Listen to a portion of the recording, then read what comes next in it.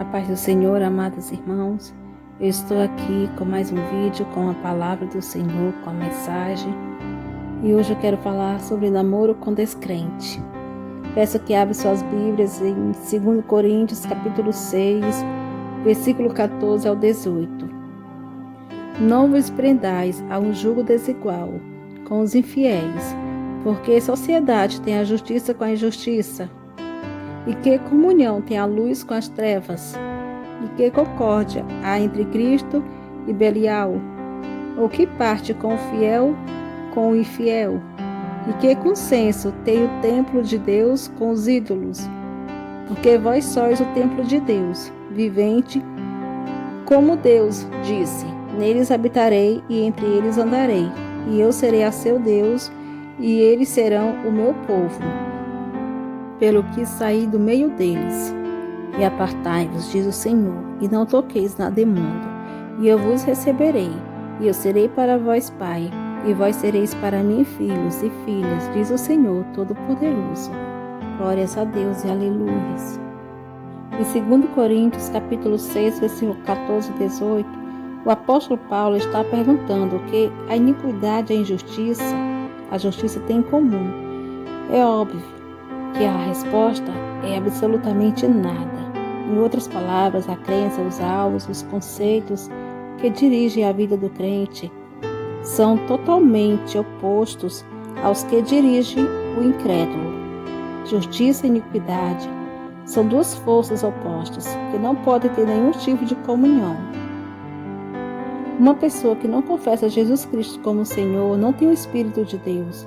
1 Coríntios, capítulo 2, versículo 14. Tampouco pode compreender as coisas espirituais. O crente tem o Espírito de Deus. Ele possui a mente de Cristo, o que o torna capaz de entender as coisas de Deus, pelo Espírito que nele habita.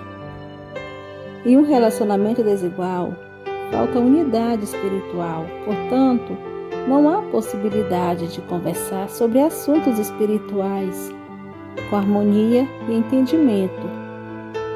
Realmente, sem o Espírito que traz unidade, que é o Espírito Santo, não é possível ter unidade.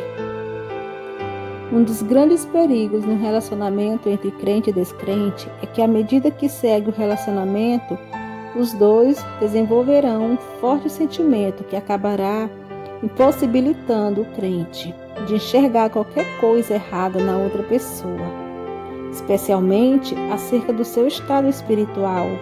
Isso porque seu coração acaba se tornando frio, indiferente e insensível a Deus.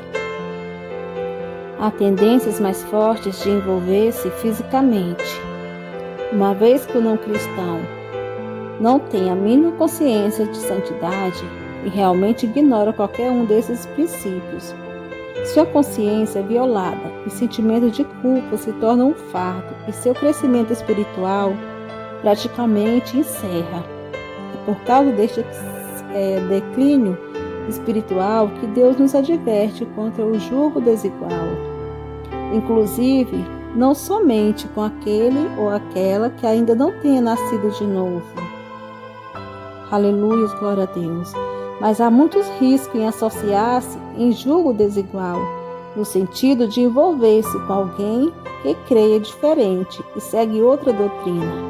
Você pode arrumar muitos problemas, pois com tudo isso, alguns vivem essa realidade. Portanto, eu quero dar 3 conselhos para você que está em um namoro, caminha para se casar nesse estado.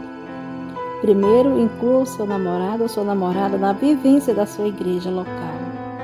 Na maioria das vezes, os não crentes têm uma visão distorcida sobre o que é a igreja. Pensam que os pastores são ladrões e que os membros são alienados. Às vezes estão até corretos. Mostre para ele ou para ela que a igreja é um ambiente favorável a relacionamentos verdadeiros e transformadores. Envolva-o num ambiente de amor e de conversas saudáveis. Conheço várias pessoas que, por meio da convivência cristã, com a pregação do Evangelho, se entregaram para ele. Esse é o primeiro passo para Deus poder mudar a direção do coração e fazer ele ou ela se converter a Cristo. Segundo, saiba bem quais são as convicções dessa pessoa sobre Deus e sobre os princípios que você adota. Creio firmemente que o relacionamento amoroso entre crentes e não crentes não é uma atitude sábia. Porém, quando os não crentes são pessoas tementes a Deus ou têm alguma noção bíblica sobre éticas, princípios e valores e aproximação, é menos problemático. Já quando a relação se dá entre crentes e ateus, agnósticos, orientalistas ou pessoas que têm uma moral oposta à da fé cristã, eu incentivaria a desistir de vez. Ruth era uma moabita, não era do povo de Israel, e ainda assim se casou com Boaz, um israelita, pois tinha valores sólidos sobre família e sobre Deus. Não posso negar que exceções realmente acontecem. Todavia, ninguém deve viver pautado nelas. Faça esse teste. A pessoa dá alguma importância a Deus? Se ela respeita suas opiniões espirituais, de criação de filhos, moralidade, sexo, etc. Terceiro teste. Se a pessoa está disposta a se casar à vontade de Deus para namorados, e o casamento, se a pessoa com quem você namora não é crente e ainda não pensa em se casar, certamente não é uma pessoa ideal para desenvolver o noivado. E pior, um casamento.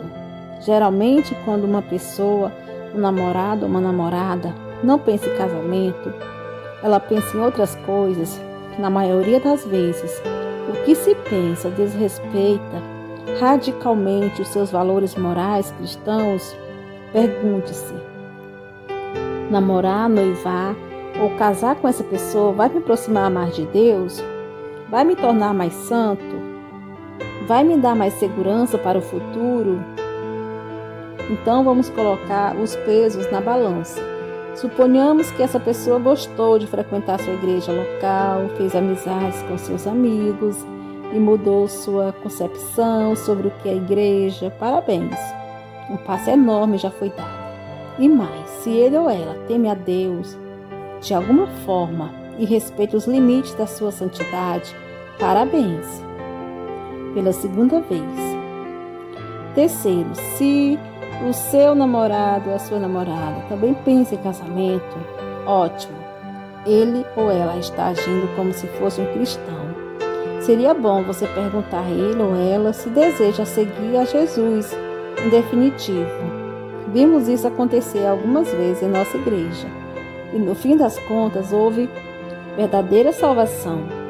Entretanto, se você inclui a pessoa na vivência da igreja local, ela ouviu o evangelho de forma clara, analisou profundamente as crenças que ela tem sobre Deus e fez o teste do respeito, santidade, casamento, mas tudo deu errado, cuidado. Se algum dos 3 testes falhar, eles provavelmente irão ruir juntos. Que não quer fazer parte da sua igreja local, que não quer respeitar seu Deus, seus princípios e não quer saber de casamento, na verdade, não quer saber de você.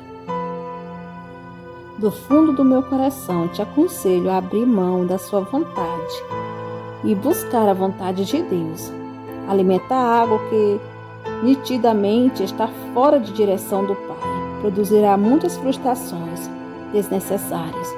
Não vale a pena trilhar neste caminho. Entretanto, se a pessoa reagiu bem a estes 3 testes, a estes 3 quesitos, tem se interessado pelo Senhor e busca uma vida nova, graças a Deus, você faz parte das exceções. Como dito anteriormente, Deus não é obrigado a salvar ninguém. Ele salva pela sua livre graça. Por isso, seja grato a Ele e não seja mais teimoso, fazendo o seu próprio querer, mas que sempre a vontade dEle seja feita na sua vida. Glórias a Deus e aleluias. Definitivamente, um relacionamento mais próximo com o incrédulo pode levá-lo ou levá-la às consequências desastrosas já que luz e trevas não podem compartilhar, porque são de mundos diferentes.